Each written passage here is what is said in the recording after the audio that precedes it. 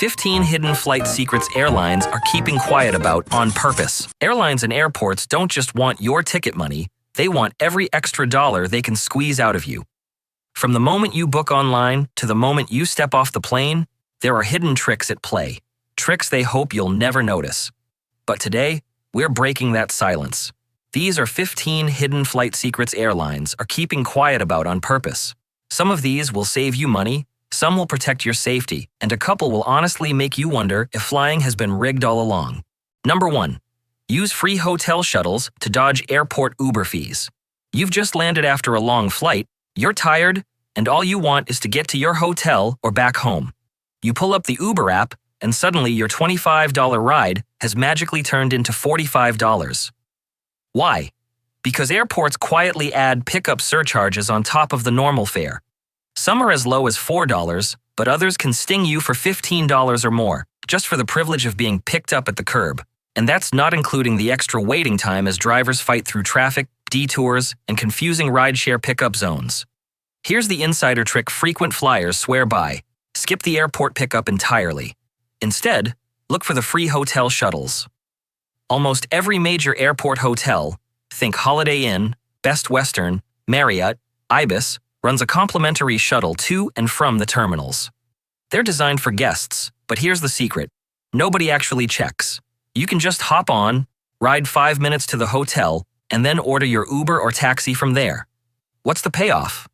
No airport surcharge, no 20-minute wait in a dimly lit parking lot, and often a faster, cheaper ride straight to your destination. Plus, it feels a whole lot safer. Airport pickup zones are usually chaotic. Dark corners of parking garages or crowded curbs with 100 people waiting.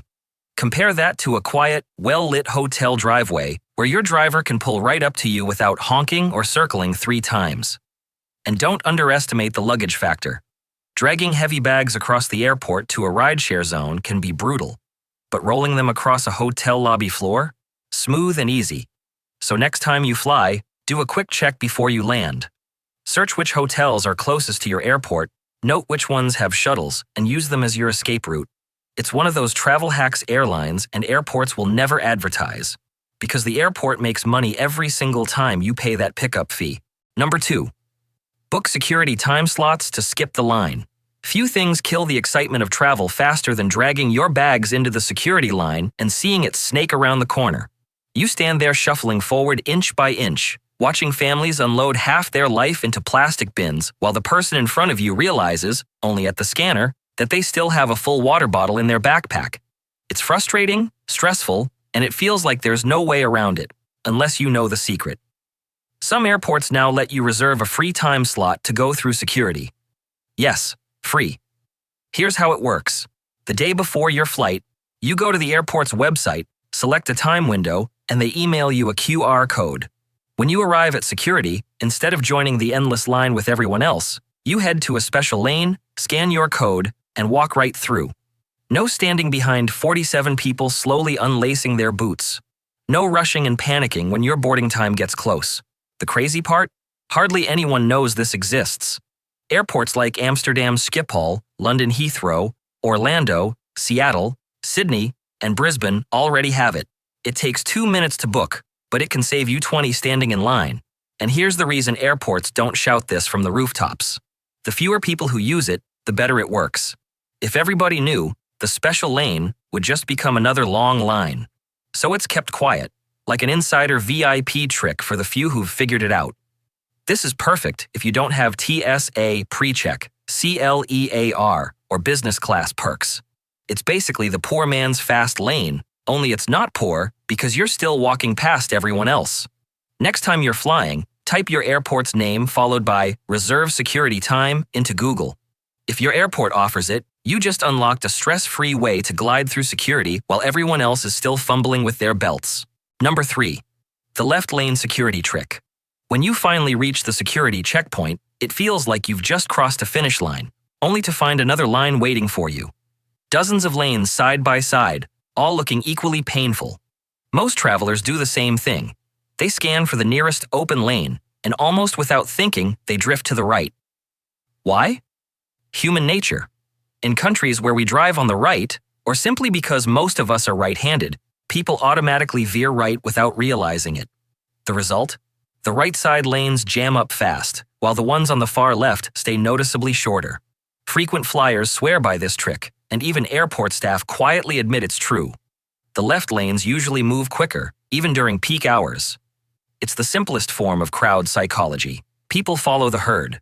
Nervous travelers, families with kids, and anyone rushing to their gate just see a cluster of people and think, that must be the way to go. Meanwhile, the leftmost lanes are often half empty. Here's the beauty of it. This isn't some fancy paid membership, no app, no hidden QR code. It's just awareness. Next time you're at security, don't let yourself be herded like cattle. Take a second to scan the entire checkpoint, then head left. You'll shave 10 to 15 minutes off your wait, and you'll look like a pro doing it. The best airport hacks don't cost a cent. They just give you back a little time and sanity, and that's worth more than any overpriced duty-free perfume waiting on the other side. Number 4. Don't shop duty-free without price checking. Duty-free is one of the biggest illusions in travel. You walk past shelves of whiskey, perfume, and chocolate towers and instantly feel like you're getting a deal. The bright, tax-free signs practically scream bargain. But here's the truth. In many cases, you're paying more than you would at home. Airports know you're in spending mode. You've just survived check-in and security. You're either hyped for your holiday or exhausted from business travel, and your brain is craving a little treat. That's when they get you. A $90 bottle of perfume that looks discounted might actually be $70 at your local chemist. A 2-bottle whiskey set might look exclusive, but in reality, it's a bundle designed so you can't easily compare the price anywhere else. This is why frequent travelers treat duty-free like any other store. Before you fly, take 2 minutes to check the price of what you plan to buy. Scan the barcode with your phone or search online right there in the store. You might be shocked to find that the so-called special duty-free deal is actually $20 to $30 more expensive than your local supermarket or discount retailer. Now, to be fair, sometimes duty-free is a steal. Cigarettes and alcohol in certain countries can genuinely be much cheaper at the airport. But don't assume. Treat every product like a potential trap. If you check first, you'll know whether you're actually saving or just falling for the airport's carefully designed shopping illusion. So here's the golden rule. Duty-free doesn't mean deal. It just means tax not included. And trust me, airports have plenty of other ways of adding their own markups on top. Number 5. Track your bag yourself. Don't trust the airline. Few travel moments are worse than standing at the baggage carousel, watching bag after bag roll by while yours never appears. At first, you convince yourself it's coming. Then the crowd thins out, the carousel slows to a crawl, and that sinking feeling sets in. Did they lose my bag? Here's the uncomfortable truth. Airlines misplace, delay, or flat out lose millions of bags every single year. And while they'll eventually try to reunite you with your stuff, their tracking systems are painfully outdated. You'll get vague updates like bag in transit or locating item, which are about as helpful as a weather forecast that just says cloudy. That's why smart travelers have stopped waiting on the airline and started tracking their bags themselves. For around $30, you can buy an AirTag, a Samsung Smart Tag, or similar Bluetooth tracker. Slip it into a side pocket, tuck it under clothes, or even hide it in your toiletry bag. Then, using your phone, you'll know exactly where your suitcase is, in real time. Still on the tarmac? You'll see it. Sitting at your departure airport while you're already halfway across the world? You'll know instantly. Already on the carousel before you even reach baggage claim? You'll walk over and pick it up before the crowd even notices. There are dozens of stories where travelers used these trackers to save their own luggage. One woman showed airline staff her phone and pointed out the exact room her bag had been dumped in at the airport. They found it in minutes. Without the tracker, she might have waited days. Think of it this way. Relying on airlines to track your luggage in 2025 is like relying on dial-up internet. It might eventually work, but why would you trust it when there's a faster, smarter option? For the price of a cheap dinner, you can buy peace of mind every single time you fly. Number 6. Clean the wheels of your luggage. Think about where your suitcase wheels have been. Parking garages, public toilets, sticky airport hallways, even the tarmac, where jet fuel, oil, and who knows what gets tracked across the ground. Then what happens? You roll that same suitcase straight into your hotel room, wheels first. And suddenly all that grime is now on the same carpet you'll be walking barefoot on. Most travelers wipe down tray tables or sanitize their hands after touching security bins, but they completely forget about their bag wheels. Yet those 4 little circles are probably dirtier than anything else you touched all day. Studies have even found traces of E. coli, spilled drinks, bathroom germs, and road oil stuck to luggage wheels. Not exactly what you want rubbing against your hotel rug or your living room floor when you unpack at home. The fix couldn't be easier. Pack a small pack of disinfectant wipes in the outside pocket of your carry-on. The moment you collect your bag, give the wheels a quick wipe before loading it into your car, Uber, or hotel room. It takes 30 seconds and can save you from tracking invisible filth everywhere you go. And here's a bonus warning. If you're traveling with kids, don't let them sit on or lean against your suitcase while waiting at the gate. To them, it's a convenient seat. To you, it's basically letting them cuddle up with everything those wheels just picked up from an airport bathroom. It's a tiny habit, but once you do it, you'll never be able to unsee how disgusting those wheels really are. Number 7. Don't put your address on luggage tags. For decades, travel advice said the same thing. Write your full name and address on your luggage tag, just in case your bag gets lost. Sounds logical, right? The airline sees your bag, they check your address, and they ship it home. Easy. But in today's world, that advice can backfire. Badly. Here's the problem. Your luggage tag isn't private. Anyone in an airport, from other passengers to baggage handlers, can glance at it. And if it shows your home address, you've just announced something you never meant to. This house is empty. Thieves have actually used this trick before. They see a tag, they know you're on a 2-week overseas holiday, and suddenly your home becomes an easy target. Even beyond theft, think about how much personal info you're giving away. Do you really want random strangers knowing exactly where you live? Probably not. Here's the smarter way. Only put your name, phone number, and email on the tag. That's more than enough for the airline or a good Samaritan to contact you if your bag gets lost. Better yet, some modern luggage tags use a QR code or a tracking service. When someone scans it, it securely links to your contact details without exposing your home address to the world. So yes, label your bag, but keep your privacy intact. Protect your stuff at the airport and protect your home while you're away. Because the only thing worse than losing a suitcase is coming back to find out you've lost everything else too. Number 8. Airlines secretly board you early to trick carry-on space. Have you ever noticed how boarding feels like a stressful race? Group numbers, zones, priority passengers? It's all designed to make you feel like you need to hurry or you'll lose out. But here's the truth. Airlines don't organize boarding just to be efficient. They do it to control one thing, your carry-on bag. Here's how it works. Airlines know most passengers want to avoid paying baggage fees, so they bring as much as possible into the cabin. Problem is, overhead bins only fit so much. So boarding is carefully staged. Early groups, business class, elite frequent flyers, or anyone who paid extra for priority boarding get first dibs on the overhead bins. By the time your group number is finally called, the bins above your row are crammed full. Suddenly you're told you'll have to check that bag at the gate. And here's the kicker. That gate check is exactly what airlines want. Because the more frustrating the process becomes, the more likely you are to pay for an upgrade next time. Priority boarding, a higher fare class, or even just a seat closer to the front. It's all psychological pressure designed to make you believe paying extra is the only way to guarantee space for your bag. Frequent flyers have caught on. The trick? Don't panic when they start calling groups. Your seat is still your seat. You're not going to lose it. If you really want overhead space, pack a slim carry-on that fits in tighter spots, or board later with confidence knowing your essentials are still with you under the seat. Airlines won't tell you this, but boarding groups aren't random. They're a carefully engineered funnel to make you spend more money, and once you see it, you can't unsee it. Number 9. Use hidden power outlets outside your gate.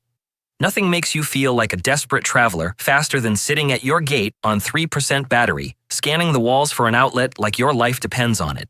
And when you finally spot one, it's already crowded with people sitting on the floor, tangled in charging cables, fighting for space like it's the last drop of water in the desert. But here's the secret. The outlets right at the gate aren't your only option. Airports know everyone will look for power there, which is why they're limited and often in the most uncomfortable spots. The real trick is to look just outside the gate area. Head toward less obvious places. business centers, quiet hallways near restrooms, food courts, or even those little seating zones tucked behind big columns. Some airports still have old payphone booths with live outlets hiding underneath. Others hide charging stations near luggage claim or tucked beside vending machines. Frequent flyers know that if you walk just 50 steps away from your gate, you'll usually find empty outlets nobody else noticed. And here's another pro tip. If you're traveling internationally, bring a small multi-port charger or a travel adapter with USB slots. That way, even if you do end up sharing one outlet with another traveler, you can both plug in without a fight. Airports want you to give up and pay for their overpriced charging stations or portable battery rentals. But once you learn to hunt just a little further than the obvious, you'll never be the person fighting for floor space next to a stranger's smelly backpack again. Number 10. Early flights equal fewer delays and smoother connections. Nobody likes waking up at 4 a.m. to catch a flight. It feels brutal. But ask any seasoned traveler or pilot, and they'll tell you, those painful early flights are almost always the smoothest. Here's why. Air travel runs on a domino effect. If one plane is delayed in the morning, that delay ripples across the entire day, from one airport to another, from one route to the next. By the afternoon, delays have piled up like traffic in rush hour. But the first flights of the day, they're usually on time because the plane is already sitting at the airport from the night before. No waiting on connections, no late arrivals. Just roll out, board, and go. It's not just delays either. Weather plays a role. Turbulence, thunderstorms, and strong winds are far more common later in the day. In the morning, skies are generally calmer. Nervous flyers often find morning flights less bumpy, which makes a huge difference if you hate turbulence. And then there's the money factor. Early flights are often cheaper because most people don't want to drag themselves out of bed at 3 a.m. But if you can handle the early alarm, you'll likely land on time, avoid missed connections, and have more of the day left at your destination. So yes, you'll be yawning at the airport with a coffee the size of your head. But while afternoon travelers are still sitting on the tarmac waiting for their plane to arrive, you'll already be at your hotel, unpacked, and enjoying your first meal. Sometimes the best hack isn't glamorous, it's just getting up early. Number 11. Some planes have secret crew rest areas above your head. Ever wonder where the flight attendants disappear to on a long-haul flight? They don't vanish into thin air, and no, they're not squeezing into the bathroom for a nap. The truth is, many large planes have hidden rest areas built right into the aircraft, often just a few feet away from you, and you'd never know it. On some long-haul jets, there's a secret staircase tucked behind a locked door near the galley. Climb it, and you'll find a narrow corridor leading to a row of bunks hidden above the passenger cabin. In other aircraft, the rest area is under the floor instead, almost like a secret basement below your feet. These spaces aren't glamorous. The bunks are small, the ceilings are low, and the lighting is minimal. But compared to trying to sleep upright in a cramped economy seat, they're absolute heaven.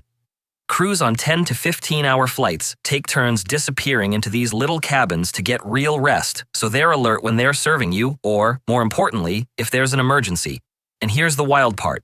On some planes, those hidden bunks are directly above the passenger cabin. That means while you're struggling to get comfortable in your seat, there could be a row of flight attendants stretched out and snoring quietly just above your head.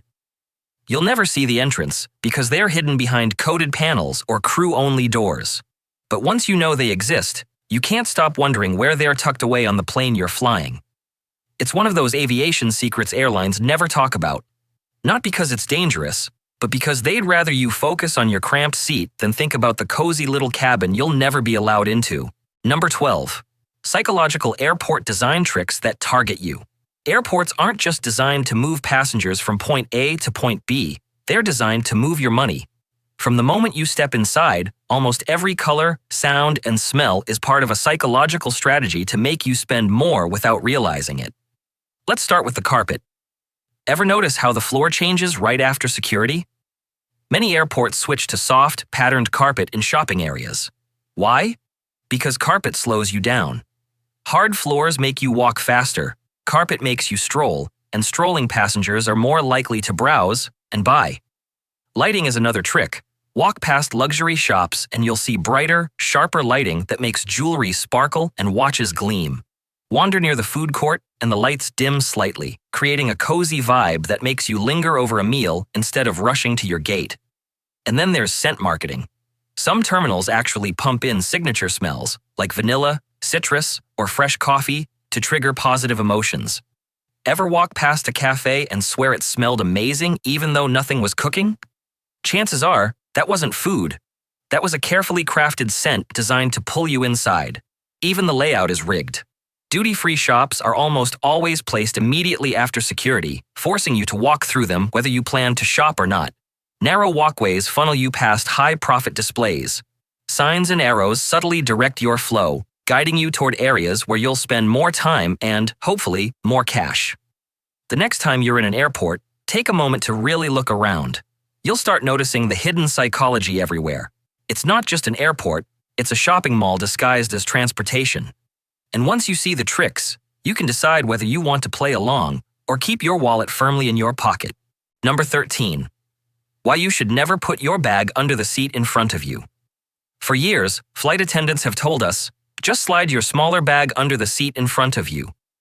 And yes, it keeps the aisle clear. But here's what they don't tell you. That space under the seat is one of the worst places to store your belongings. First, the hygiene problem. That carpet under your seat isn't clean the way you'd expect.